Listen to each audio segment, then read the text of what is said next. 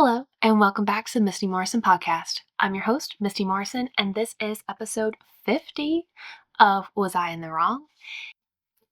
Here on the Misty Morrison podcast, we love to judge, we love to give advice, we love to help people look back at situations that they've been through with that 2020 vision and see how they could have handled the situation more gracefully.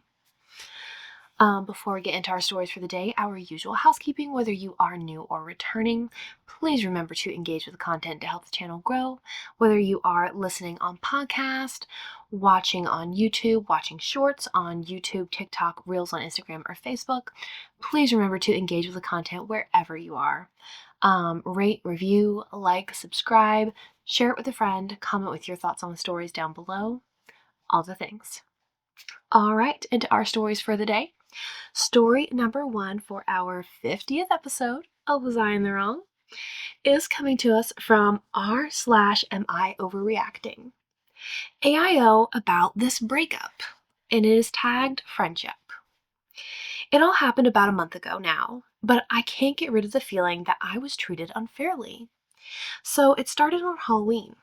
I was going out clubbing with a few friends that she didn't know and she wanted to join, which I didn't have a problem with, but I recommended she brought some friends so it would be less awkward for her, but they weren't available. The night went about as bad as it could have. She showed up 3 hours late and in a bad mood. Because she showed up late, the queue was massive and I waited outside with her for over an hour for her to get in, even though I already had a stamp, which I know is the bare minimum, but it's relevant to the story. My phone died very early into the night, so I had to stay with them or I couldn't get home. She knew this, but claims she didn't. We were dancing with one of my friends, and they wanted to speak to another one of our friends before they went home, but I didn't want to, so I asked if she wanted to get drinks. She said she wanted one, but she'd wait for me there, and I trusted her, so I didn't think anything of it. When I came back, she was gone, and I didn't see her for around 40 minutes. When I found them, I was upset and they didn't seem to care and lied to me about where they were. The friend she was with was a girl, so I know they weren't doing anything unfaithful while I was gone, but still. I was upset and I asked her to talk about it because she didn't understand why, but she refused, and as a result, I told her I'm going home and she could stay if she wanted to, and if she didn't follow me out. And she didn't follow me out, so I assumed she was going to be fine without me. She looked like she was having fun. I texted her when I got home and charged my phone to let me know when she got home, so I know she's safe, and she ignored me. I followed up a few hours later asking to talk because I didn't want to lose her over something like that, but all she did was invalidate my feelings and focus on me leaving her in a place she was vulnerable, with people she didn't know. I'm upset that she couldn't wait 10 minutes for me when I waited with her for over an hour, and I'm upset that she refused to hear me out and listen to my side. I tried telling her it was just a bear of the moment. It was just a bear of the moment thing, and it wasn't because I don't care about her or her safety, but it wasn't hitting her the way I thought it would. She said what I did was unforgivable and broke up with me a week later. Do you think I'm overreacting about it and it's actually my fault and I deserve to be dumped over that? And then I forgot to include it, but I asked her to talk about it outside the club because she didn't understand why I was upset, and she refused. So I told her I was leaving, and looking back, leaving her with an ultimatum wasn't the best choice, but I'm not sure how else I could have gotten over it in that moment. I don't think you overreacted here. It's a poorly written post. I did the best I could on this one. I don't think you're wrong. You didn't overreact. This isn't your fault. This seems like a pattern of her valuing her time over everyone else's time. She was 3 hours late in a bad mood when she was the one who asked to be there. Then you left the party to go wait outside with her for an hour. And then you waited for her for 40 minutes when you went to get drinks? No. She doesn't respect you. She doesn't value your time. Apparently, like from the way that I read this, you are supposed to put her above all else, but she's not supposed to do the same for you. I don't like that. I think you are better off without her. Yeah, you can find better than this. So yeah, you're right. Story number 2 is coming to us from r/AITA_relationships. AITA for not wanting to talk to my ex-boyfriend. Me and my ex-boyfriend broke up about 4 months ago. We dated for 4 years, sometimes on and off. We did have a bit of an age gap, but nothing too extreme. We both were on the same maturity level for quite some time. Things happened in our relationship that was very crazy, and it led to us breaking up the day before my birthday. I didn't speak to him for about 2 months, and then about a month ago, I unblocked him because I was feeling very sad about the way things ended. 30 minutes after unblocking him, he calls me and he texts me and he's like, "What are you doing? What's up? Like, thank you for unblocking me." And I just let him know that I just genuinely wanted to know how he's doing because he was a big part of my life for an extremely long time. And that's just how I grew up, was just people being able to do that, and I didn't know that we were not able to be those people. He ended up coming over once, and I talked to him about our relationship because for a while, before I broke up, I didn't really know what I wanted. And then the day of our breakup, I told him I didn't want to be in a relationship anymore and probably not again for a long time, and we got in contact this time. He asked me the same thing, if I didn't want a relationship with him, and I told him yes, and he was visibly upset. And I know that he wants me to be his girlfriend, but I cannot do that. And when I'm in contact with him, my heart is racing and my head is pounding because I'm constantly worrying about something and I'm having anxiety about his texts. I ended up sending a paragraph letting him know I would not be able to be talking to him because it's just too much on me, and then I blocked him.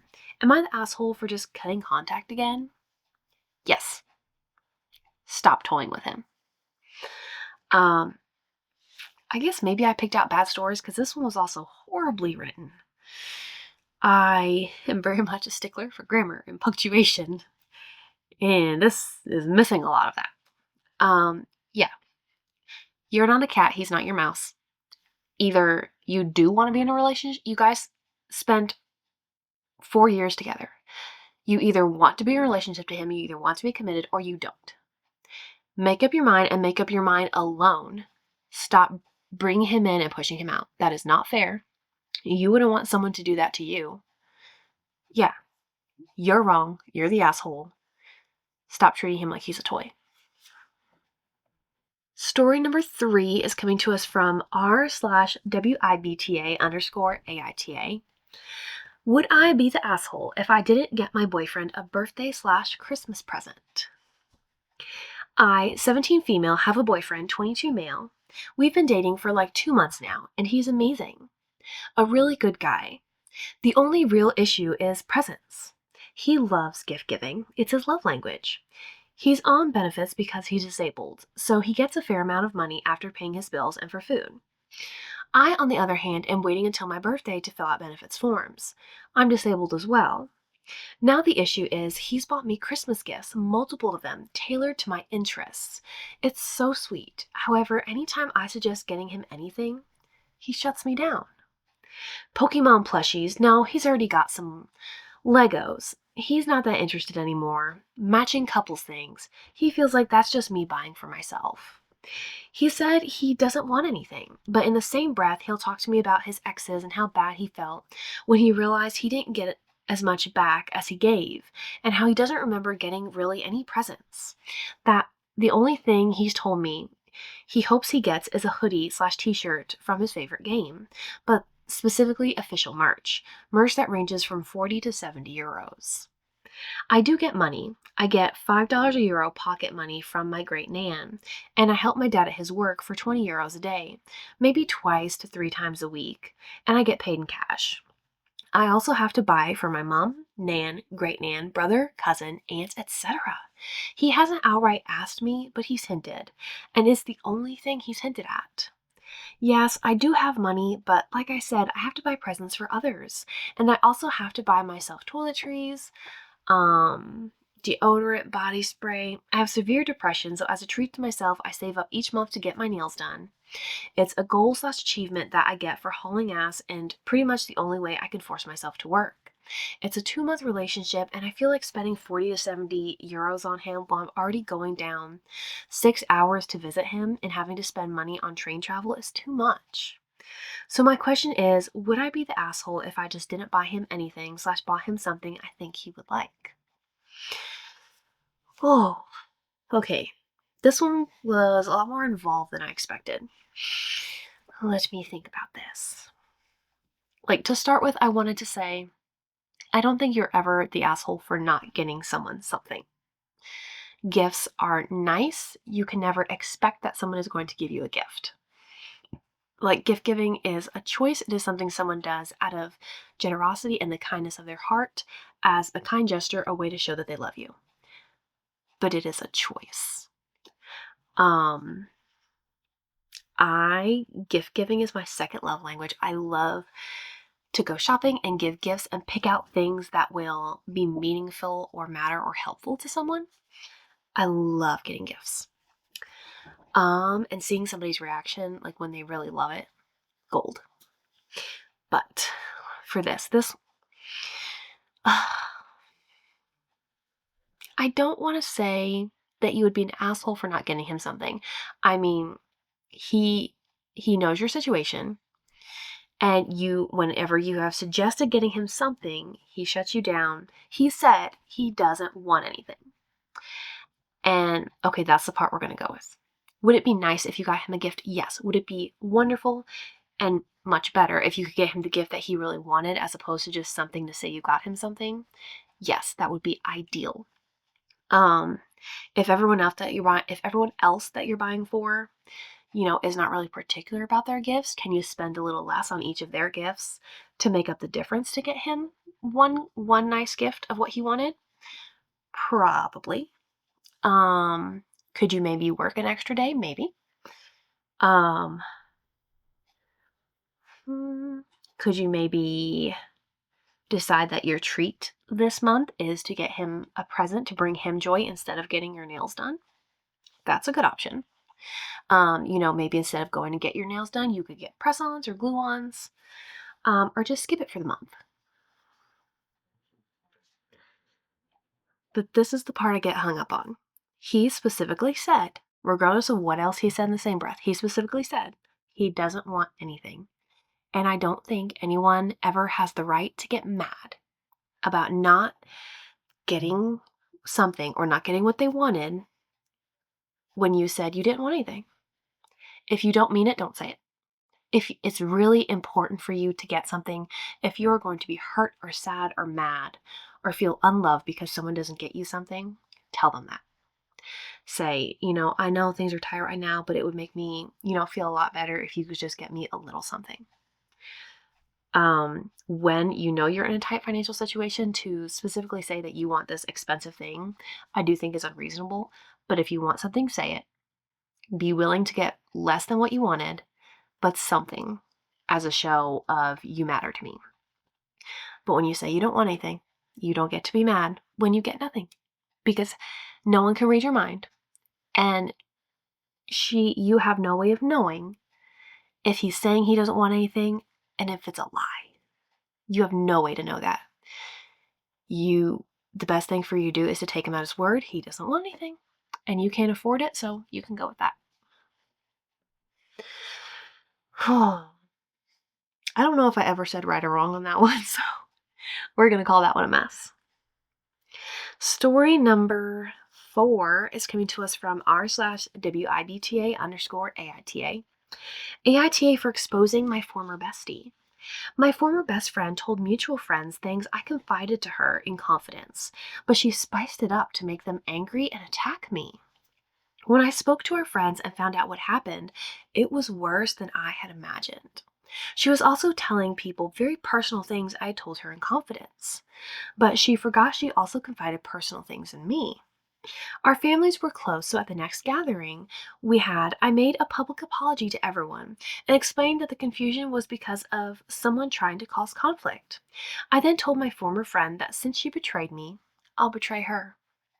And I told everyone at the party how she had forced her brother into a sexual relationship for 3 years. Oh boy. And how she had snuck into the bed of her cousin who was the same size as her so that she could trick her cousin's husband into having sex with her. What the hell? I also told her mother that she had to be treated for chlamydia and gonorrhea because she was a petri dish for sperm. Oh, you went there. And I also told her mom how she fantasizes about sleeping with her stepdad. Oh, God. My mom said I made it awkward for everybody and I went too low in my quest to get even. But I feel like to hell with it all and burn the whole place down. Was I wrong? Oh my goodness. Oh.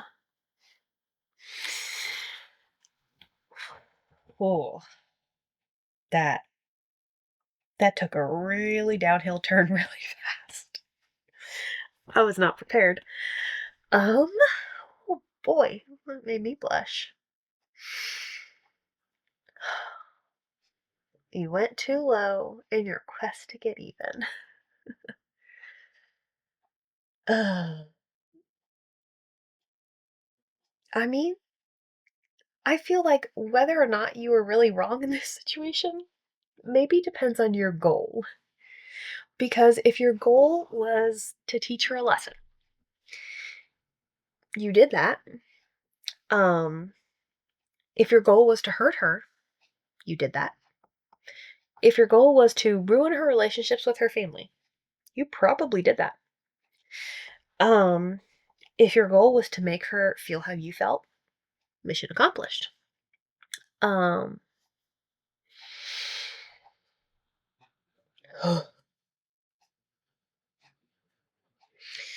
mean, everything she did was wrong.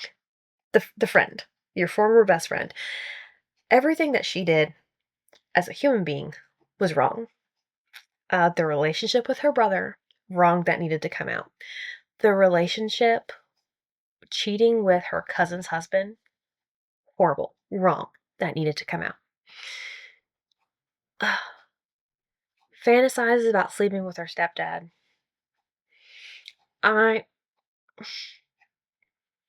If she's never actually acted on it, I feel like that part could have stayed away. But you definitely made it awkward. Her mom is not wrong. I feel like the mom should really be upset. Like, the mom, I feel like, shouldn't even care how low you went on your quest for revenge here, because she just found out something horrible happened to her, either her son or her stepson. Because you said forced her brother into this inappropriate relationship. Yeah, her brother. Okay, so it is the mom's son then. Yeah.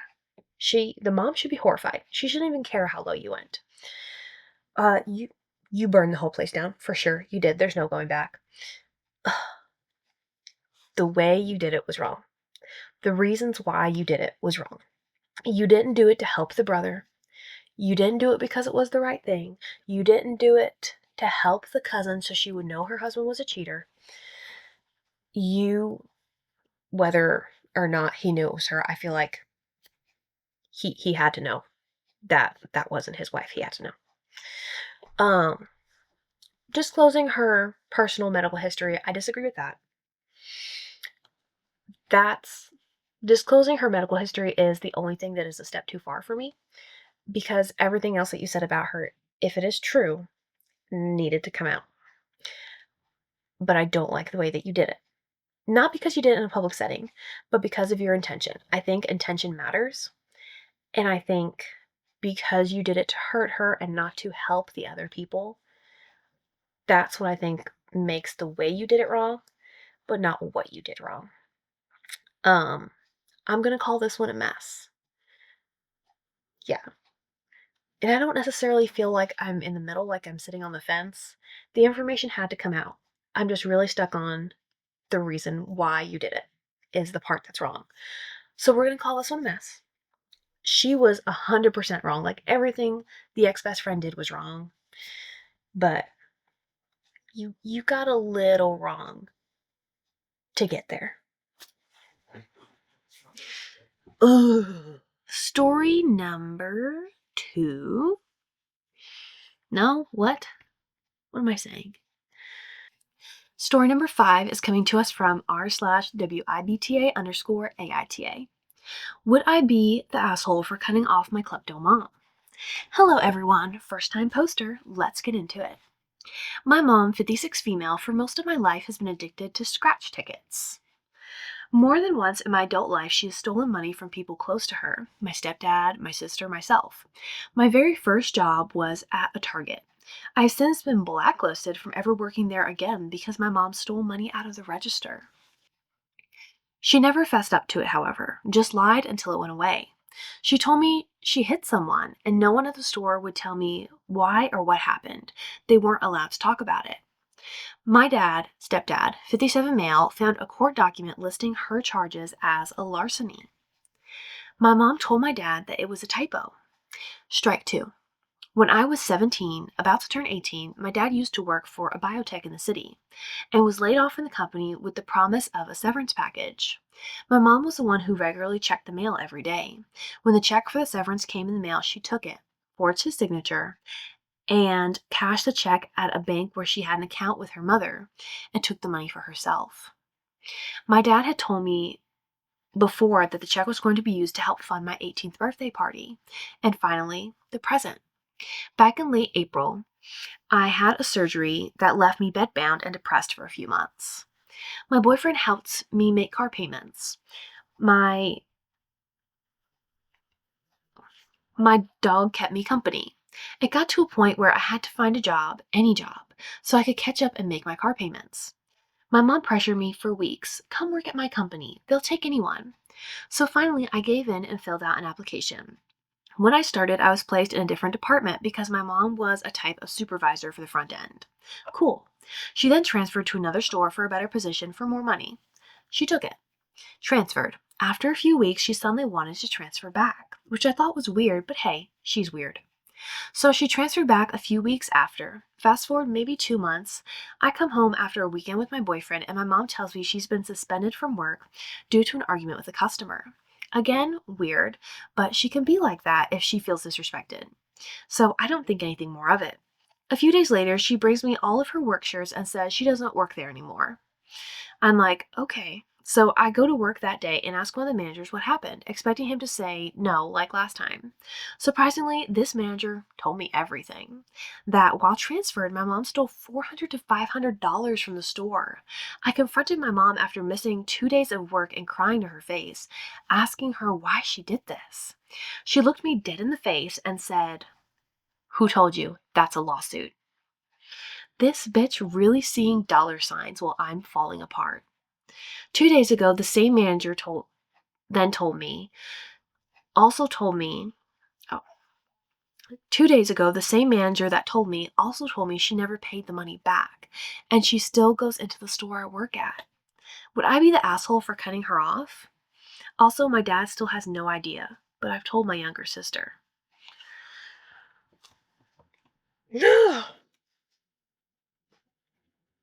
No, you are right. You would not be the asshole for cutting her off. You have given her a lifetime of chances at this point. Her behavior is unacceptable in every facet. Um, why haven't you told your dad? He deserves to know who he's married to. Um, does he know what happened to his severance package? He deserves to know. Uh, yeah, I mean, the first comment on here, I can see it. It says, definitely cut her off. I'm surprised that neither of her jobs didn't press charges. That's what I was thinking. Like, $400 to $500. I mean, yes, it's small claims, but still, like, file charges, make it known. Like, don't just let her go. Yeah, I would cut her off. I feel like she should be banned from the store. Why is she not? Can you make that happen? Do you live with them? I don't think it said. Mm, it doesn't say, so. Yeah, as long as you have that option, cut her off. You do not need this kind of craziness and dishonesty in your life. I feel like if you continue to have a relationship with her, your job will be in danger. She will probably, I mean, she's done everything else under the sun. Why wouldn't she come in and steal money from your registrar, the job you work at now? And there's two major businesses that you'll be blacklisted from working at for nothing of your own doing. You need this crazy person out of your life. Well, okay. that is 1, 2, 3, 4, 5. That is 5 stories for this week's episode of Was I in the Wrong? Episode 50 in the books. Thank you so much for being here for another episode of the Misty Morrison podcast, and I will see you next time. Bye.